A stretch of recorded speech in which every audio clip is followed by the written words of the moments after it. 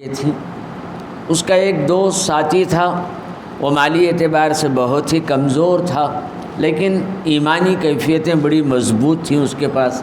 دونوں میں اکثر ملاقاتیں، بات چیت، گفتگو ہوتی رہتی تھی۔ تو جو آدمی مالی اعتبار سے کمزور تھا، اس نے کہا کہ اللہ کا شکر ہے کہ اللہ نے تمہیں اتنی ساری چیزیں دیے رکھی ہیں، تم ان نعمتوں پر شکر ادا کرتے رہو، تکبر کا اظہار نہ کرو۔ ولولا دخلت جنت قلت ما شاء اللہ لا قوت الا باللہ۔ دونوں کے لیے عبرت کا ایک موقع یہ ہوا، شاید یہ اس کو اپنے ساتھی کو لے کر اپنے باغ کا جو منظر تھا، جو چیزیں تھیں، وہ اسے دکھلانا چاہتا تھا۔ جب باغ میں قدم رکھ رہے تھے تو صاحب ایمان تھا، صاحب اخلاق تھا، صاحب آخرت تھا۔ اس نے کہا بھائی تم اس باغ میں قدم رکھ رہے ہو، بڑی چیزیں ہیں، یہ کہو ماشاء اللہ لا قوت الا باللہ، یہ سب اللہ تبارک و تعالیٰ کی طرف سے ہے، وہ جسے چاہتا ہے دیتا ہے، قوت اسی کے قبضے میں ہے، یہ تم کہو۔ لیکن اسے ان باتوں کا کوئی اثر نہیں ہوا، ان باتوں پر یقین بھی نہیں تھا، بلکہ یہ چیزیں ختم ہو سکتی ہیں یہ بھی اس کے ذہن میں نہیں تھی بات۔ وہ کہہ رہا تھا میں تصور بھی نہیں کر سکتا کہ یہ چیزیں ختم ہو جائیں گی، تم کیسی باتیں کر رہے ہو، یہ قیامت وغیرہ، حساب و کتاب، ساری چیزیں بیکار۔ اندر چلے گئے، نتیجہ یہ ہوا کچھ آندھیاں آئیں، باہر نکل کر آ گئے۔ بعد میں اس نے جا کر دیکھا تو پورا باغ ختم ہو کر رہ گیا۔ اس طریقے سے عبرت کا ایک واقعے کو اللہ نے رکھا۔ اس سارے قصے کا ماحصل دو لفظوں میں یہ ہے، اللہ کی نعمتوں پر ہمیشہ شکر گزاری اور یہ خیال کریں کہ اللہ کی طرف سے۔ اگر اللہ نے چاہا تو لمحوں میں وہ نعمتیں، وہ راحتیں، وہ برکتیں، سب کچھ اللہ چھین لیتا ہے۔ اسی لیے یہ جملہ کہنے کی بات کہی، ماشاء اللہ لا قوت الا باللہ، بڑا اہم جملہ ہے۔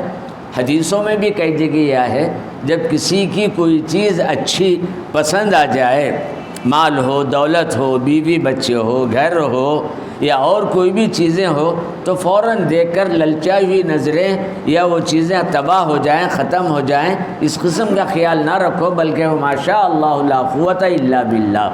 ان جملوں سے فائدہ یہ ہوتا ہے تمہاری نگاہوں کا جو برا اثر ہے اس سے وہ چیزیں تباہ و برباد ہونے سے بچ جاتی ہیں۔ ایک تو دوسروں کی چیز، خود اس آیت طیبہ کو خود آدمی اپنے لیے بھی پڑھنا ضروری ہے۔ اس کی بھی کوئی چیزیں زیادہ پسند آ جائیں، بچہ ہو، گھر ہو، چیزیں ہو، بہت ہی اثر انداز ہو، تو اس وقت بھی اس کو کہنا چاہیے ماشاء اللہ لا قوت الا باللہ، تاکہ اس کی چیزیں بھی اس کی نظروں سے بھی پوری طرح سے محفوظ۔ تو خلاصہ یہ ہے نعمتوں کی قدر ہونی چاہیے، اگر ان کا حق ادا نہیں کیا گیا، شکر ادا نہیں کیا گیا تو وہ نعمتیں چلی جاتی ہیں۔ اسی لیے لئن شکرتم لازیدنکم، قرآن کریم میں ایک مقام پر اللہ نے کہا ہم جو تمہیں نعمتیں دیتے ہیں ان نعمتوں کا حق ادا کرو، اس کے تعلق سے جو ذمہ داریاں ہیں، جو رعایتیں ہیں، جو اس کا لحاظ رکھنا ہے، اس کی حفاظت کرنا ہے، اس کے تعلق سے کیا کیا تمہیں کرنا ہے، برابر ان کو ادا کرتے ہوئے چلے جاؤ اور اللہ کا شکر ادا کرتے رہو۔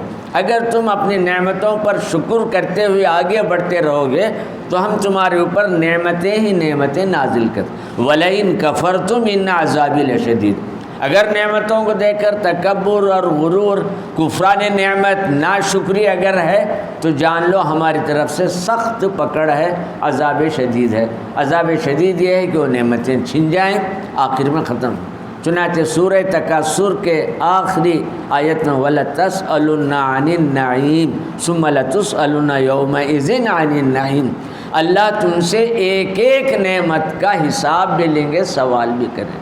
بڑی نازک ذمہ داری ہوتی ہے، جہاں تک ہو سکے اس کا خیال رکھنا چاہیے۔ اس کے علاوہ پھر اللہ تبارک و تعالیٰ نے اسی سورہ کہف کے اندر مال و دولت کا ذکر کیا ہے، باقیات الصالحات کا ذکر کیا ہے۔ باقیات الصالحات کیا ہے؟ المال والبنون زینت الحیات الدنیا والباقیات الصالحات خیر عند ربک ثوابا وخیر عملا۔ مال اور دولت یہ دنیا کی زینت ہے۔ زینت کا مطلب یہ ہے تمہاری ضرورت بھی ہے، یہ تمہارے لیے ہر معاملے میں ساتھ دینے والے. اگر دولت نہ ہو، مال نہ ہو، بنون بچے اور اولاد نہ ہو تو آدمی کی زندگی کی کوئی زینت نہیں رہتی. اس آدمی کو پوچھے جس کے پاس مال بھی نہیں ہے، اولاد بھی نہیں ہے، اس کی زندگی میں کیا خوشیاں ہیں، اس کی زندگی میں کیا زینت ہے، اس زینت میں کیا راحت ہے. اسی لیے اللہ نے کہا تمہاری زندگی کی زینت تمہارا مال ہے، تمہاری زندگی کی زینت تمہاری اولاد ہے. زینت کہہ کر بہت اہم پہلو کی طرف قرآن نے توجہ دی ہے.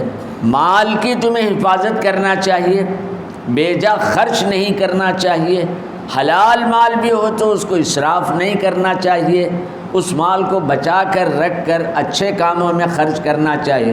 حضرت سفیان ثوری رضی اللہ تعالی عنہ فرماتے ہیں مال حلال میں بھی اسراف نہیں ہونا چاہیے. اگر یہ اسراف کر کر ختم کر رہے ہیں تو آئندہ تمہارے لیے مشکلات کا معاملہ ہوگا. مال سے بچا کر رکھو، آئندہ کا خیال رکھو، اپنے اہل و عیال کا خیال رکھو تاکہ ضرورت کے وقت تم دوسروں کے محتاج اور دست نگر نہ ہو سکیں. مقدام ابن معدی کرب رضی اللہ تعالی عنہ، ان کے پاس دودھ بیچنے کا ایک نظام انہوں نے پیدا کر لیا تھا. کچھ اونٹ تھے، کچھ بکریاں تھیں، یا ایسے ہی دودھ بہت کچھ جمع ہوتا تھا تو وہ دودھ کو فروخت کر کے پیسہ لیتے تھے. اس زمانے میں دودھ بیچنا ایک معیوب بات سمجھی گئی. جیسے پانی کو بیچنا کسی زمانے میں تصور بھی نہیں کرتے تھے، آج پانی آسانی سے بک رہا ہے. تو اس دور میں دودھ کا بیچنا ایک بد اخلاقی، ایک اچھی بات نہیں سمجھا جاتا تھا. یہ تو لوگوں کو مفت دینے کی چیز ہے، پڑوسیوں میں تقسیم کرنے کی ضرورت ہے، آئے گئے لوگوں کو پلانا چاہیے، دینا چاہیے، یہ ذہن تھا. لیکن مقدام بن معدی کرب کیا کرتے تھے، ضرورت کے حساب سے رکھ کر کچھ دودھ کو دے کر پیسے لیتے تھے. بعض ساتھیوں نے کہا عجیب بات ہے، آپ دودھ بیچ کر پیسے لیتے ہیں؟ تو کہا ہاں کوئی خراب بات نہیں ہے، میں ان پیسوں کو بچا کر رکھنا چاہتا ہوں تاکہ آئندہ کوئی ضرورت پیش آ جائے تو میں لوگوں کے سامنے ہاتھ نہ پھیلا سکوں. دست سے سوال سے بچنے کے لیے، محتاجی کے ڈر سے، فقیری اور تنگدستی کی وجہ سے میں کچھ روپے اور پیسہ جمع کر رکھتا ہوں تاکہ یہ کام آئے. یہی چیز اولاد کے تعلق سے بھی کہا گیا ہے کہ اولاد کے لیے بھی اگر تم کچھ جمع کر کے رکھتے ہیں تو وہ جمع کرنا یہ تمہارے لیے صدقہ ہے، نیکی ہے، تاکہ تمہارے جانے کے بعد تمہاری اولاد دوسروں کے محتاج نہ رہے. تو اولاد کو کچھ چھوڑ کر جانا، جائیداد، زمین، روپیہ اور پیسہ، یہ بھی نیکی ہے، یہ بھی صدقہ ہے. شرط یہ ہے کہ صحیح پیسہ ہو. دوسروں کا چھینا ہوا یا دوسروں کی حق تلفی کر کے اپنی اولاد کے لیے جمع کر کے جانا، یہ تو گناہ پر گناہ، ناانصافی پر ناانصافی، ظلم پر ظلم کی بات ہوئی. آپ اپنا جائز پیسہ اس نیت سے اگر رکھ سکتے ہیں تو یقیناً فائدہ مند ہوتی ہے. اب قرآن کریم نے اس جملے کے بعد یہ کہا ہے والباقیات الصالحات، باقی رہنے والی چیزیں جو اللہ کے پاس امید اور ثواب کے لحاظ سے بچی ہوئی رہنے والی کیا چیز ہے. مال بھی ختم ہو جاتا ہے، اولاد بھی ختم ہو جاتی ہے، آخرت میں تمہارے پاس باقیات الصالحات کیا ہے، بچی ہوئی چیزیں، رہ گئی ہوئی چیزیں کیا ہے. تو اس کے تعلق سے مفسرین نے کئی اقوال نقل کیے. باقیات الصالحات سے مراد لا الہ الا اللہ ہے، باقیات الصالحات سے مراد 5 نمازیں ہیں، باقیات الصالحات سے عبد الرحمن ابن عوف کی تفسیر ہے کہ نیک کام ہے. کسی نے کہا باقیات الصالحات سے مراد نیک اولاد ہے، گویا یہ اولاد کا رہ جانا بھی آئندہ کے لیے نیکی کا ذریعہ، سبب، نجات کا ذریعہ، فائدے کا ذریعہ ہوتا ہے. تو یہ ہے باقیات الصالحات کی تفسیر. مال اور اولاد دو کے تعلق سے قرآن میں ایک اور مقام پر ایک اور انداز سے بات آ رہے ہیں یوم لا ينفع مال ولا بنون. مال اور اولاد تمہیں آخرت میں کام نہیں آئے گی. یہاں یہ کہا جا رہا ہے کہ باقیات الصالحات اولاد ہے اور مال بھی تمہارے لیے باقیات الصالحات ہے جو اس نیت سے چھوڑ رہے ہیں. دو معنوں میں ذرا فرق نظر آتا ہے. تو اس کی وجہ یہ ہے یوم لا ينفع مال ولا بنون، مال آخرت میں تمہیں کام نہیں آئے گا.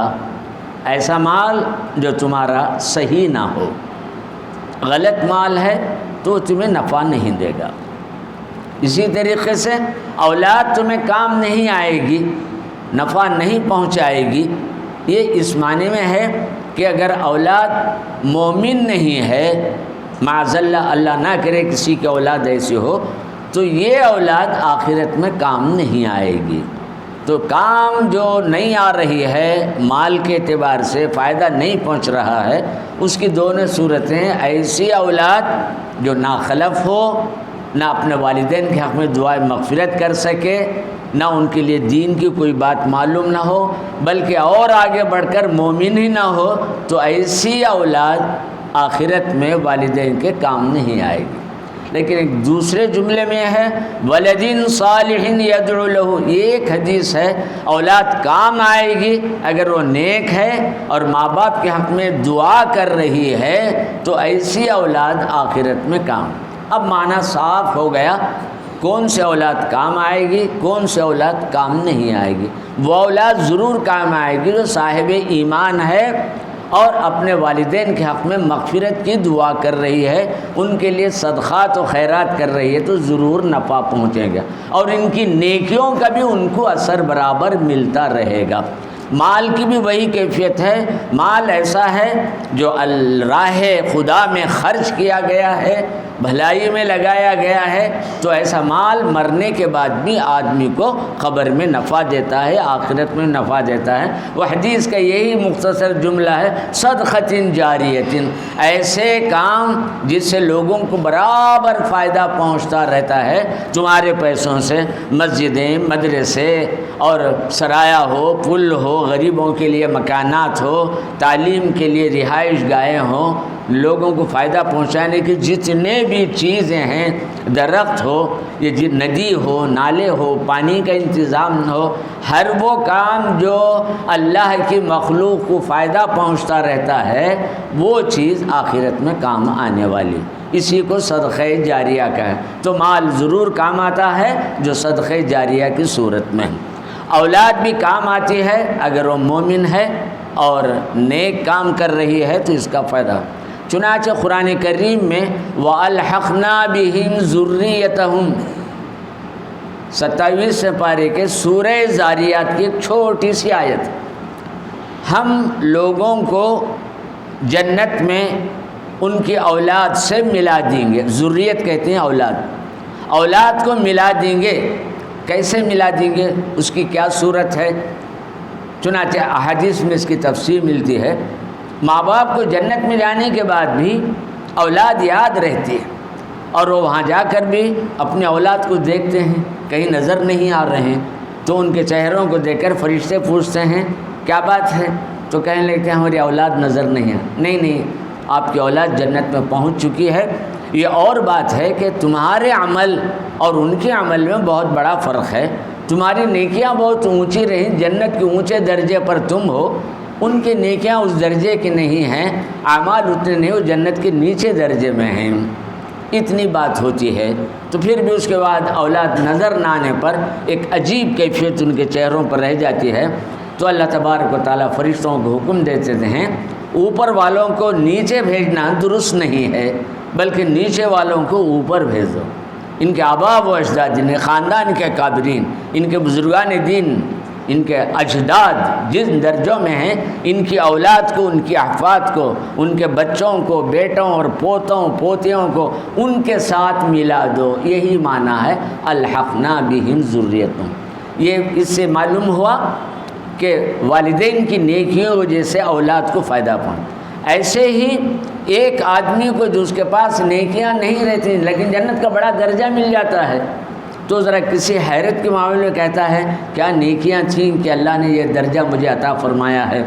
تو اس فرشتے کہتے ہیں بے شک تمہارے پاس نیکیاں نہیں تھیں، تمہاری اولاد کی نیکیاں تھیں، ان کی نیکی کی وجہ سے اللہ تبارک و تعالیٰ نے تمہیں یہ درجہ عطا فرمایا۔ تو دونوں پہلو سامنے آ رہے ہیں سورہ زاریات کی آیت سے، الحقنا بہم ذریتہم، والدین کی نیکیوں سے اعمال سے اولاد کو فائدہ، اولاد کی نیکیوں سے اعمال صالحہ سے والدین کو فائدہ۔ یہاں فائدہ پہنچنے میں دونوں طرف سے ایمان شرط ہے۔ اگر والدین مومن نہیں ہیں تو اولاد کو کوئی فائدہ نہیں پہنچے، اگر اولاد مومن نہیں ہے تو والدین کو بھی کوئی فائدہ نہیں پہنچے۔ اس کی مثالیں تاریخ میں بہت سارے ہیں۔ حضرت نوح علیہ السلام کو لیجیے، پیغمبر ہونے کے باوجود کنعان کے لیے آپ کچھ نہیں کر سکے، یہ معاملہ۔ ایسے دیگر انبیاء کرام کے تعلق سے بھی ایسی بات ہے۔ حضرت ابراہیم علیہ السلام کے باپ نہیں، وہ چچا تھے اصل میں آزر، اس کو حضرت ابراہیم کی طرف سے اسے کوئی فائدہ نہیں پہنچ سکا۔ کہنے کا منشا اور مقصد ہے ایمان والدین میں ہو، اولاد میں ہو تو ایک دوسرے کے لیے نفع پہنچے۔ پھر اس سورہ کے آخر میں جہاں صورت ختم ہو رہی ہے اس آیت میں نبی اکرم صلی اللہ علیہ وسلم کا ذکر ہوا۔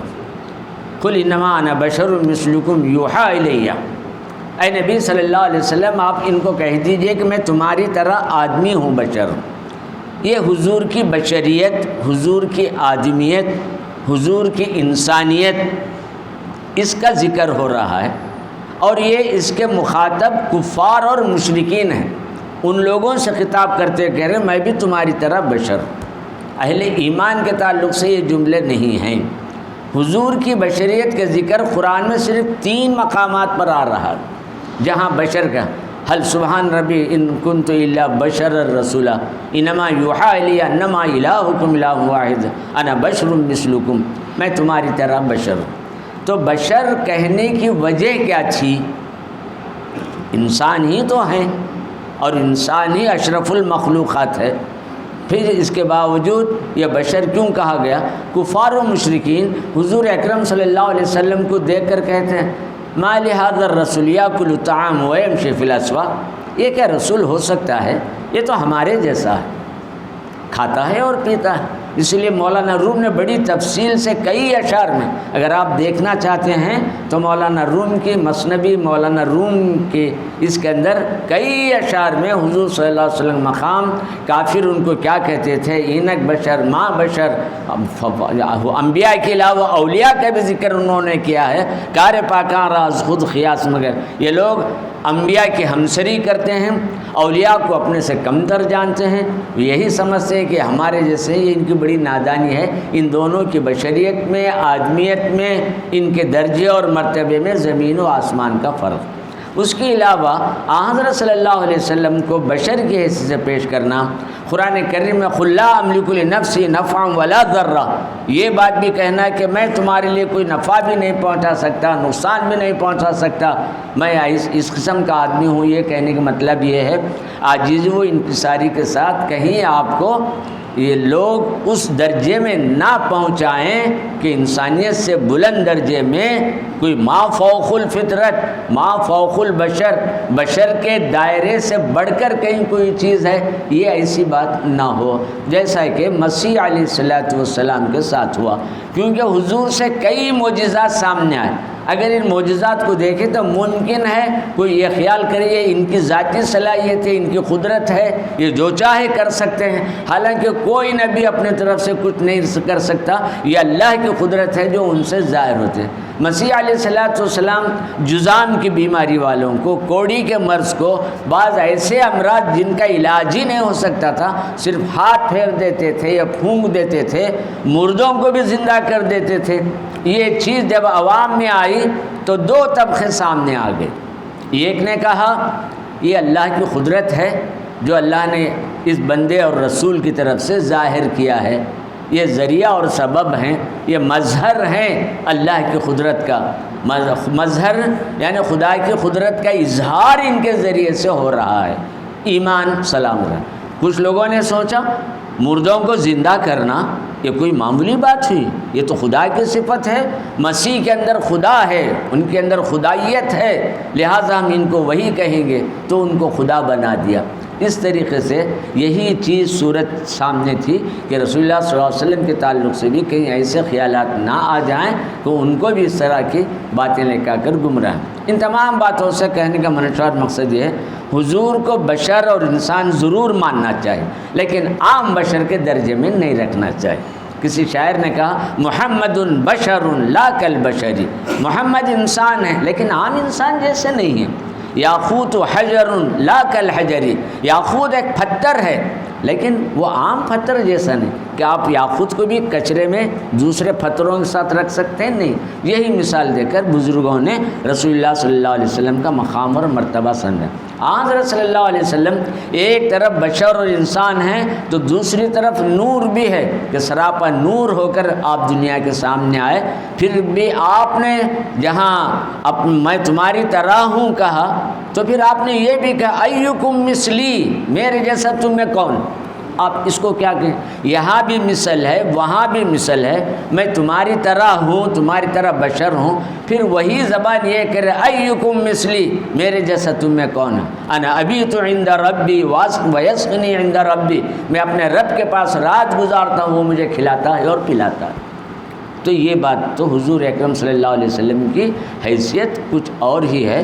چلتے تو سایہ نہیں پڑتا تھا، بدن مبارک پر مکھی اور مچھر نہیں بیٹھی، اور رسول اللہ صلی اللہ علیہ وسلم جیسا سامنے دیکھتے تھے ویسا پیچھے بھی آپ دیکھتے تھے۔ یہ کیفیت آپ کے پاس تھی، آپ کے بدن مبارک کی یہ کیفیت تھی۔ جب کسی راستے سے گزرتے تو خوشبو مہک جاتی تھی، مکے کے لوگ سمجھتے اس گلی سے محمد صلی اللہ علیہ وسلم جا چکے ہیں۔